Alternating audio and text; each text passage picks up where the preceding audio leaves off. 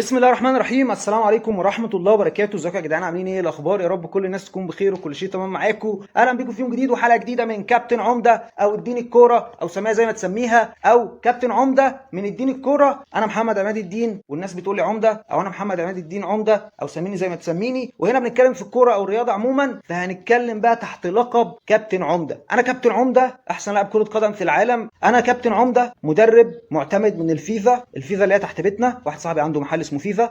يا عم اشتغل بقى، يا عم بالله عليك اشتغل بقى يا عم، انا مش عارف اشتغل بقى. ايه يا عم الاضاءه دي؟ يا عم الاضاءه دي تعبانه قوي. مفيش حد يا جماعه يدعمنا يا جدعان ويجيب لنا اضاءه حلوه ولا ايه؟ ولا ايه؟